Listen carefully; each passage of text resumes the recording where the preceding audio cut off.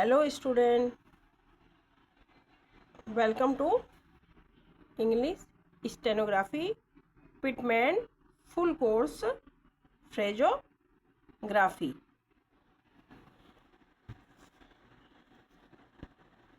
Hair is a list of mixed word phrase. ये कुछ मैं फ्रेज बना रही हूँ जिसमें मिक्स किए हुए वर्ड्स हैं जो आपके डेली रूटीन में यूज होते हैं।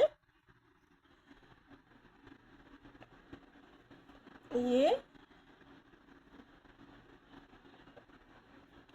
जिसको आप इजीली रिमेम्बर कर सकते हैं और इसकी प्रैक्टिस भी बार बार कर सकते हैं। तो इसलिए मैंने कुछ वर्ड से और भी दे दिए आपको एक्स्ट्रा। बीच में भी मैं हो सकता है कोई एक आध लिस्ट और डाल दूँ इसके ऊपर। आप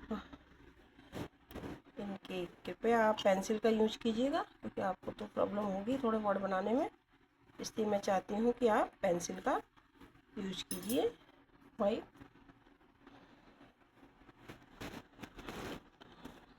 ये वर्ड से हैं, देखिए वाई डू यू, वाई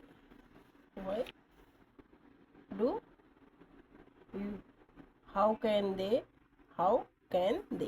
वैसे how, why do you, how, how यहाँ पर आएगा ऑन द लाइन। चलो यहाँ लिख देते हैं how, how can they, how can they were, they ये हो गया वेयर, ऐसे आएगा ऑन द लाइन ही आएगा they were. If you were, if you were, if you were, ऐसे यू वेयर, यू वेयर ऐसे, if you were, you were, you may be, you will be, you may be, you will, you may be, you may be, you will be। इस तरीके से तो थोड़ा छोटा कीजिएगा आप, है ना।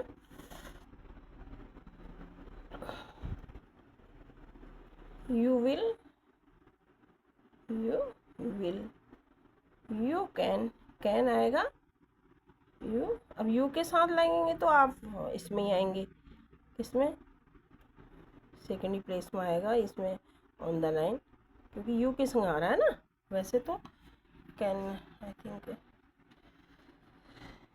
ऐसे यू कैन। इसके बाद है it, it should be, it should, it आएगा इट शुड बी, ठीक है। ये बी होगा it, it will be, it will and be. Dark आएगा बी है तो टी लाइट आएगा और बी डार्क आएगा। ये भी देखना है ना आपको लर्न करने में। इस आप अगर ये लिखा है तो इट विल भी पता नहीं है तो आपको ये समझ में नहीं आएगा ये क्या है, डू विल है, क्या है ये, इट है। ऐसे डी और टी में कंफ्यूजन सा हो जाता है ना। ऐसे ही इट वाज, इट वॉच, ये डार्क आता है, वॉच तो डार्क आएगा है ना, ये डार्क है। विच वॉच ऐसी, अब इट है तो विच ऐसे आएगा, तो विच वॉच, विच वॉच है नी। और विच वेयर ऐसी, विच है, विच वेयर आर आ गया है नी। आपको तो इजी हो जाएगा ऐसे करने में। ही शुड बी, ही आ जाएगा तो ये आ जाए he should be, cross the line आएगा ही, क्योंकि सिंगल मैंने एच के बारे में भी आपको एच और डाउन और अप के बारे में तो बहुत बताया है पहले भी, आप उस चैप्टर भी पढ़िएगा एक बार। ही विल बी ऐसी, ही विल बी है ना। If he if if if he, ठीक है, ही है, ऐसे आएगा if he. And if he were, if he were. अब ऐसे ही इफ ही वेर, है ना, ऐसे आपको ये लिस्ट है। और इस तरीके से मैं आपको यहाँ से इसको स्केल, चलो रह गया तो कोई बात नहीं, चलो मैं प्लीज़ यहाँ लिख देती हूँ, पेंसिल से ज़्यादा सही रहता है ना। प्लीज़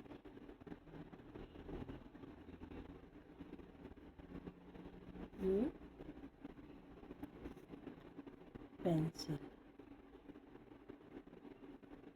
इसमें कमेंट भी आए हैं कि पेंसिल आप क्यों लिखती है मैम कि पेंसिल यूज कीजिए।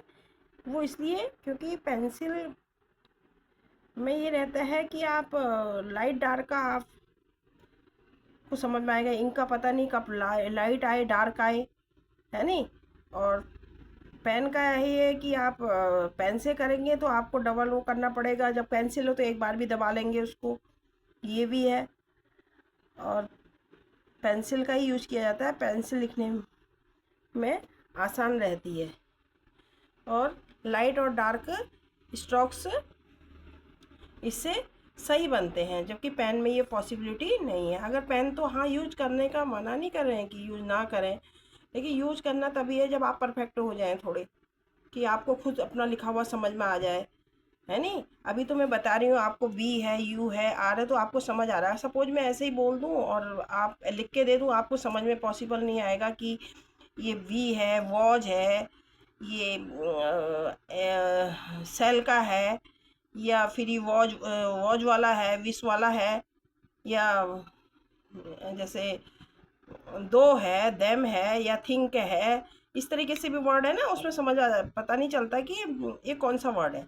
ठीक है, लाइट वाला है, डार्क है, बी में डी, टी, इस तरीके से बहुत से वर्ड है। एन जी, एन जी है, एन है, इस तरफ से काफ़ी स्ट्रोक्स हैं, वो कंसोनेंट हैं जो आपको समझने में आसान हो जाता है।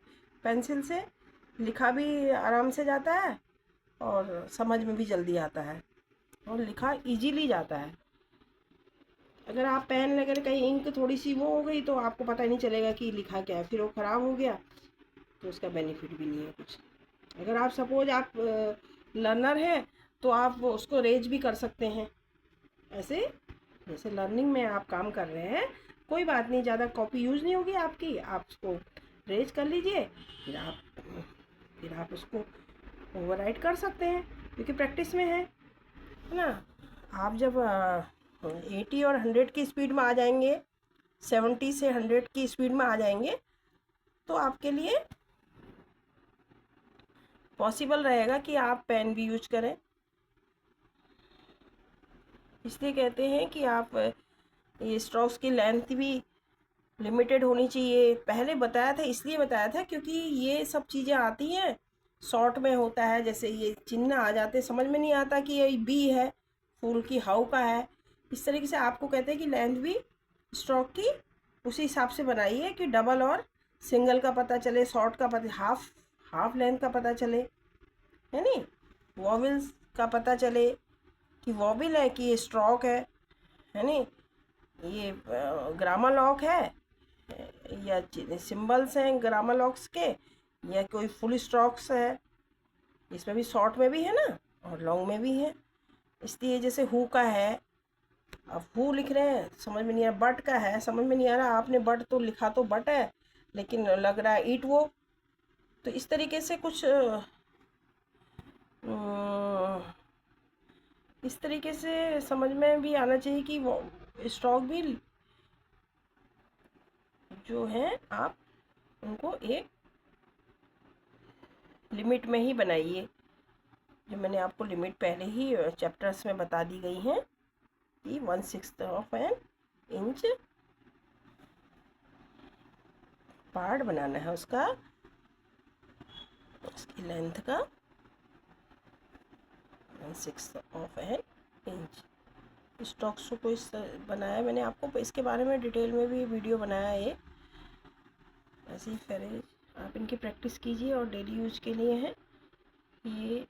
डेली यूज में हमारे राइटिंग में, डिक्टेशन में और नेक्स्ट चैप्टर में भी ये यूज होंगे आगे।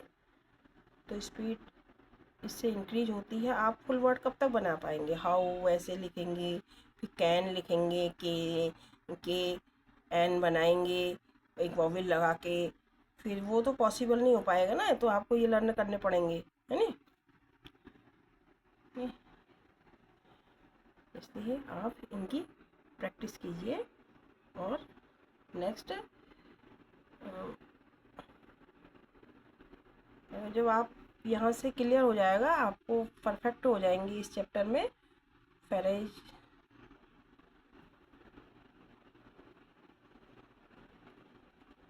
चैप्टर नंबर 6 है। यहाँ क्लियर होंगे तो फिर आपको फिर नेक्स्ट चैप्टर पढ़ाया जाएगा।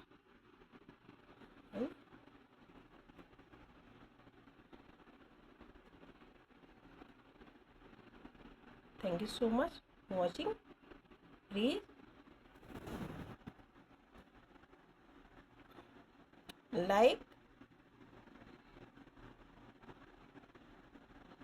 share and subscribe for your coming video or short।